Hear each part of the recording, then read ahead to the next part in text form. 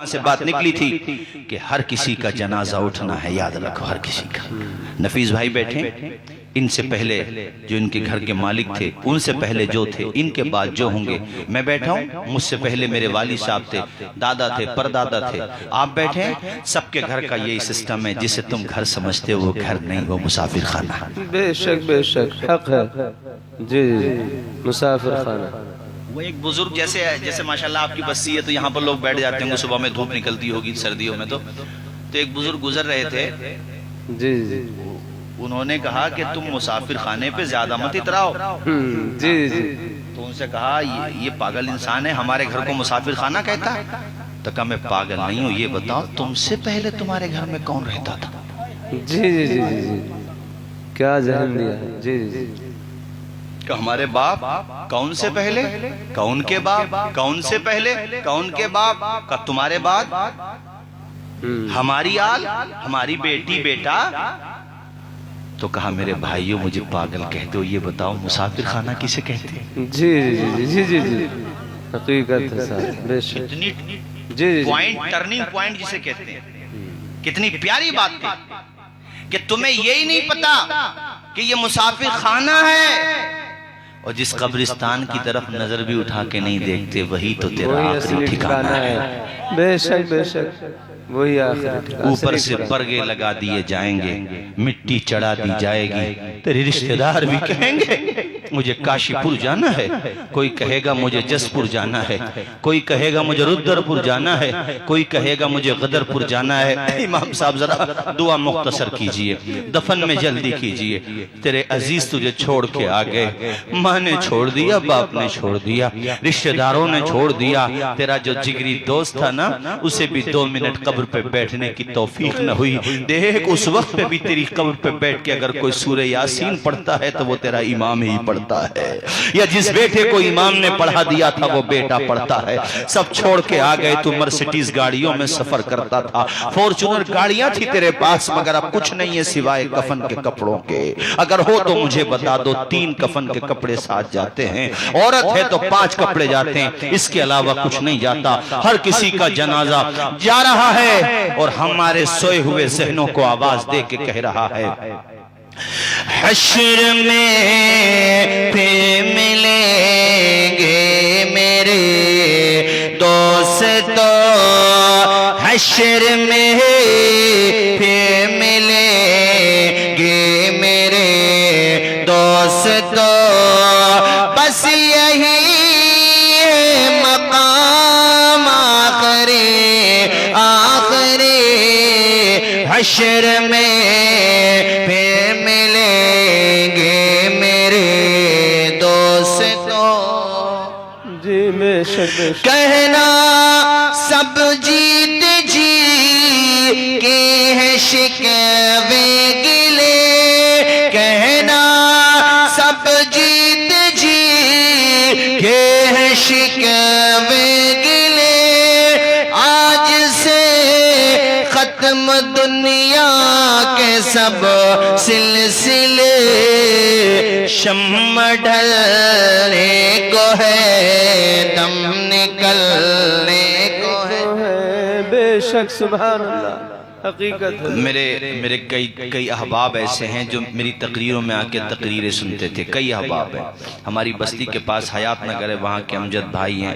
ابھی رمضان کے بعد یہ جو سال گزر رہا نا سن 2021، ابھی جو رمضان شریف گزرے تھے، اس سال والے رمضان شریف، تو اس سال جو رمضان شریف گزرے تھے، اس رمضان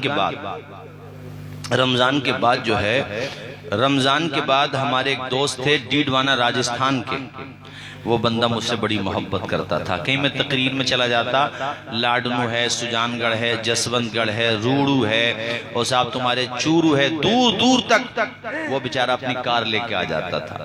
اور جس دن انتقال ہوا ہے رات میں، یعنی 1-2 دن پہلے میری بات ہوئی، اور جس دن انتقال ہوا اسی رات میں بھی میں نے دیکھا کہ وہ ٹھیک تھا، اس سے بات چیت تو نہیں ہوئی تھی لیکن وہ ٹھیک تھا، اور پھر دیکھو صبح ہوتے ہوتے وہ نوجوان مر گیا. دو چھوٹی چھوٹی بچیاں، اللہ تعالیٰ ان بچیوں کی حفاظت فرمائے. آمین اللہم آپ آمین. کے بھی یہ میں نے اپنے دوست کی کہانی سنائی ہے. عثمان نعیم عثمانی نام تھا وہاں کے جو شہر قاضی ان کے بھائی ہیں وہ.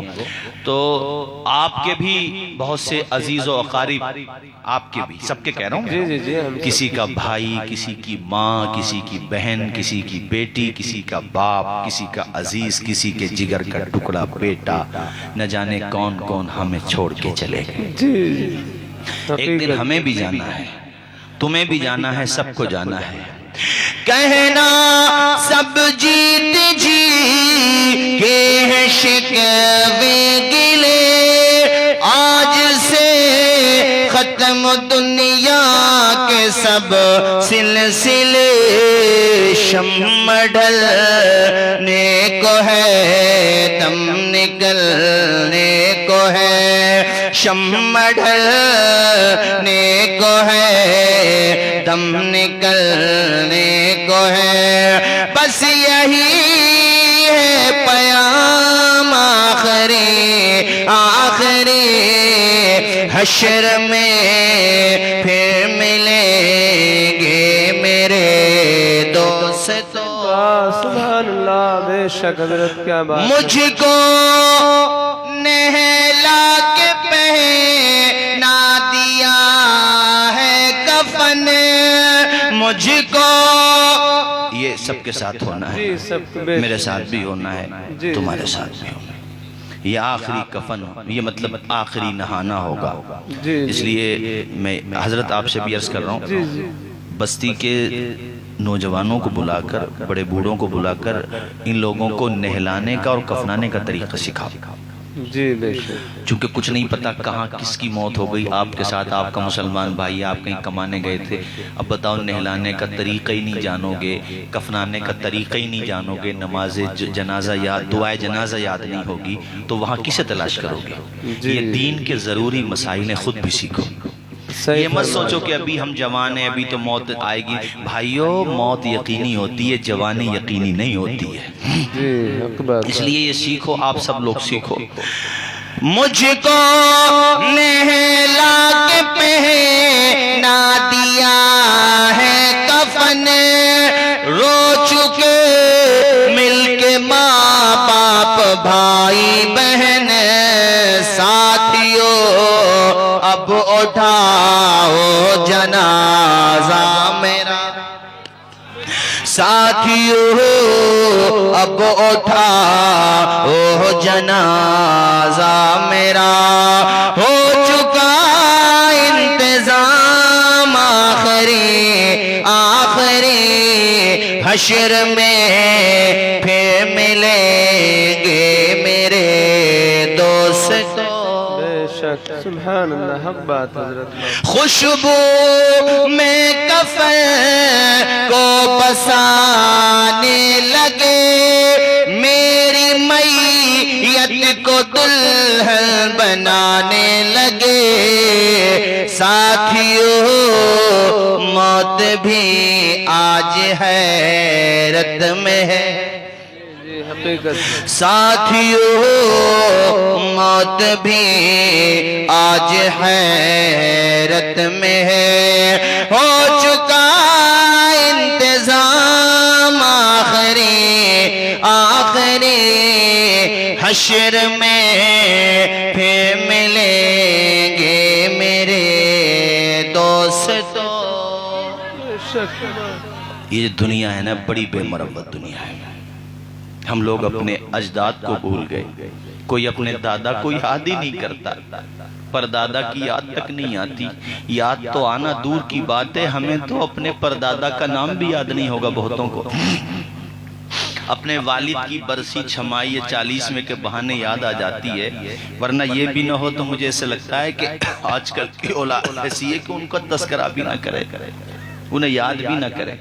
جبکہ سب کچھ انہی کا تو ہے. بڑی بے مروت ہے دنیا، عمر برق و شرار ہے دنیا، بڑی بے اعتبار ہے دنیا، زندگی نام رکھ دیا کس نے، موت کا انتظار ہے دنیا.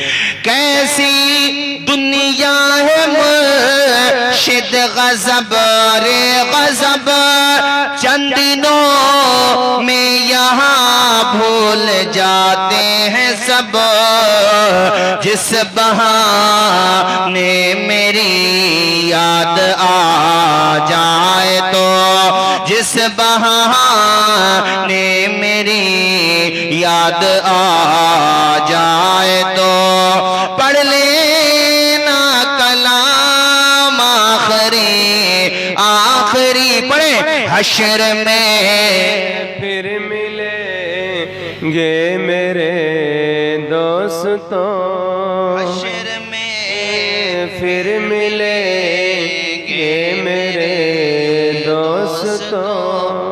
نفیسہ آپ کی والدہ بحیات ہیں؟ جی ہاں ماشاءاللہ، والد صاحب بھی. اچھا ماشاءاللہ، اللہ تعالیٰ تمہارے ماں باپ بیٹھے حاجی احمد حسین صاحب کے سامنے ہے نا.